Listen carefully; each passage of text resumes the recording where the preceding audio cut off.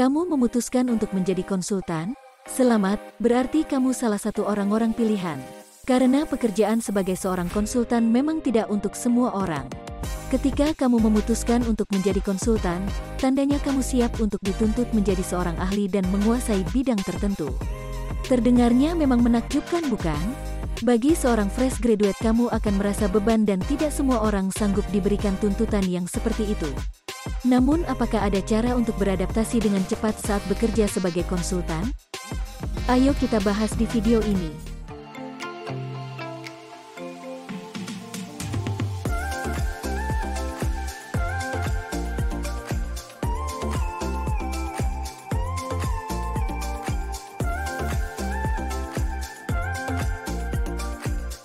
Hai Sobat 5, balik lagi sama Minli di sini.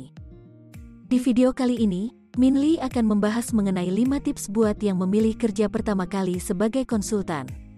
Dalam bisnis, ada 2 macam tipe konsultan, konsultan internal dan konsultan eksternal. Baik konsultan internal dan eksternal memiliki tugas dan tanggung jawab yang secara garis besar sama. Pekerjaan sebagai konsultan identik memiliki tugas dan tanggung jawab untuk memecahkan permasalahan dan memberikan opini, saran, dan solusi atas masalah tersebut. Pekerjaan sebagai konsultan memang berbeda dibandingkan bekerja di perusahaan korporasi. Sebab sebagai seorang konsultan, kamu dituntut untuk memiliki pemikiran yang luas dan dapat memecahkan masalah berdasarkan berbagai perspektif dan dari pendekatan helikopter view. Pekerjaan ini juga menuntut kamu untuk menjadi lebih ahli dibandingkan pihak yang kamu berikan solusi atas masalahnya. Kamu juga dituntut untuk memiliki berbagai kemampuan agar kamu terlihat lebih capable sebagai seorang konsultan. Minli mau kasih tahu tips bagi kamu yang memilih bekerja sebagai konsultan agar kamu bisa beradaptasi secara cepat dan menjadi konsultan yang capable. Tertarik untuk mendengar penjelasan Minli? Jangan lupa like, share, dan subscribe ya. Berikut adalah tips agar kamu cepat beradaptasi sebagai konsultan yang perlu kamu ketahui. 1. Mengulik permasalahan sampai tuntas. Sebagai seorang konsultan, kamu harus menelusuri permasalahan sampai ke akarnya. Sebab apabila kamu hanya menyelesaikan permasalahan yang ada di permukaan saja, nanti permasalahan serupa akan muncul dan klien akan merasa rugi karena solusimu tidak berguna dan tidak benar-benar mengatasi permasalahannya. Tujuan mendapatkan konsultasi adalah untuk meningkatkan hasil dalam proses bisnisnya dan mencapai tujuannya. Jika kamu tidak mengulik permasalahan sampai tuntas, maka perusahaan tersebut tidak dapat meningkatkan atau upgrade bisnisnya. Melainkan akan menemukan bottleneck yang sama sehingga bisnis akan stuck dan jika dibiarkan permasalahannya akan meluas ke sektor lainnya. Penting untuk kamu belajar untuk mengetahui akar permasalahan, kamu jadi mengetahui bagian mana yang perlu kamu improve dan amati lebih dalam terkait permasalahannya. Kamu juga tidak akan salah memberikan solusi kepada klienmu. 2. Biasakan memberikan ide dan pendapat. Membiasakan diri untuk memberikan ide dan pendapat ketika diskusi akan melatih kemampuan otakmu untuk mengidentifikasi masalah. Otak kamu juga dilatih untuk menjadi kreatif karena memberikan ide-ide dengan cepat dan inovatif. Ide dan pendapat yang baik harus disertai dengan alasan yang logis. Inovatif itu baik, tapi jika tidak logis pun tidak akan berguna.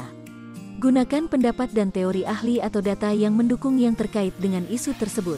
Dengan memberikan ide dan pendapat, kamu juga bisa dinilai cukup menguasai isu dan menunjukkan bahwa dirimu orang yang tanggap dalam menghadapi permasalahan. Jika kamu pasif saja dalam diskusi, kamu malah dianggap tidak menguasai permasalahan dan lambat dalam bersikap. Tidak memiliki inisiatif hanya diperlukan jika disuruh oleh atasanmu saja. 3. Biasakan berbicara di depan umum. Berbicara depan umum banyak manfaatnya untuk menunjang karir kamu, khususnya jika kamu ingin menjadi seorang konsultan. Dengan membiasakan diri untuk berbicara di depan umum, kamu dapat meningkatkan skill communication dan skill presentasi kamu. Sebagai konsultan, kamu diharuskan untuk bisa menjelaskan sesuatu dengan runut dan dapat dimengerti dengan mudah oleh pihak lain. Dalam memberikan jasa konsultasi, kamu harus meyakinkan hasil analisis kamu di hadapan klienmu agar reputasimu sebagai konsultan dapat dipercaya. Jika kamu saja tidak dapat menjelaskan suatu hal dengan baik dan tidak bisa meyakinkan pihak lain, bagaimana mereka bisa mengerti arah pembicaraanmu kemana dan mereka malah salah menangkap maksud pembicaraanmu. 4. Mempelajari stakeholders management.